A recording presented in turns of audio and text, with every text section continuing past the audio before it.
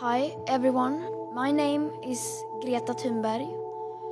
I am a 16-year-old climate activist from Sweden. I am grateful for being with you here in the USA, a nation that to many is the country of dreams. I also have a dream. I have a dream that people in power, as well as the media, start treating this crisis like the existential emergency it is. So then I could go home to my sister Beata and my dogs, because I miss them. In fact, I have many dreams. But this is the year 2019. This is not the time and place for dreams. This is the time to wake up. This is the moment in history we need to be wide awake. And yet, wherever I go, I seem to be surrounded by fairy tales, business leaders, elected officials, all across the political spectrum, spending their time making up and telling bedtime stories that soothe us, that make us go back to sleep. These are feel-good stories about how we are going to fix everything and how wonderful everything is going to be when we have solved everything. But it is time to face the reality, the facts, the science. And the science doesn't mainly speak of great opportunities to create the society we always wanted. It tells of unspoken human sufferings, which will get worse and worse the longer we delay action. Stop telling people that everything will be fine, when in fact, as it looks now, it won't be very fine. Some of you may have heard that we have 12 years as from January 1st, 2018 to cut our emissions of carbon dioxide in half. But I guess that hardly any of you have heard that is for a 50% chance of staying below a 1.5 degrees Celsius of global temperature rise above pre-industrial levels. 50% chance. So a 50% chance, a statistical flip of a coin.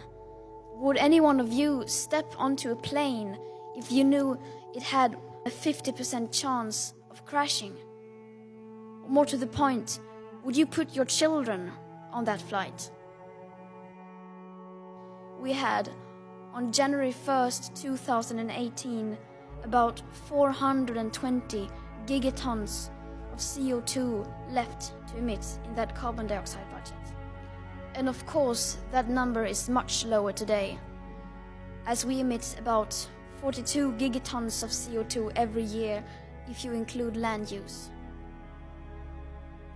With today's emissions levels, that remaining budget is gone within less than 8.5 years.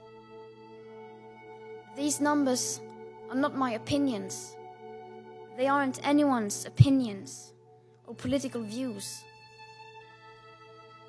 This is the current best available science, though a great number of scientists suggest even these figures are too moderate. These are the ones that have been accepted by all nations through the IPCC.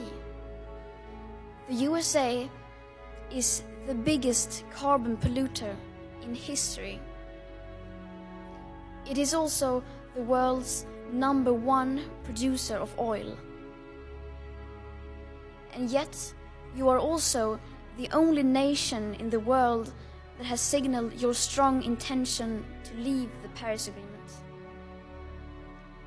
Because, quote, it was a bad deal for the USA. 420 gigatons of carbon dioxide left to emit on January 1st, 2018. Now that figure is already down to less than 360 gigatons. These numbers are very uncomfortable. But people have the right to know. And the vast majority of us have no idea these numbers even exist. In fact, not even the journalists that I meet seem to know they exist. Not to mention the politicians. And yet, they all seem so certain that their political plan will solve the entire crisis.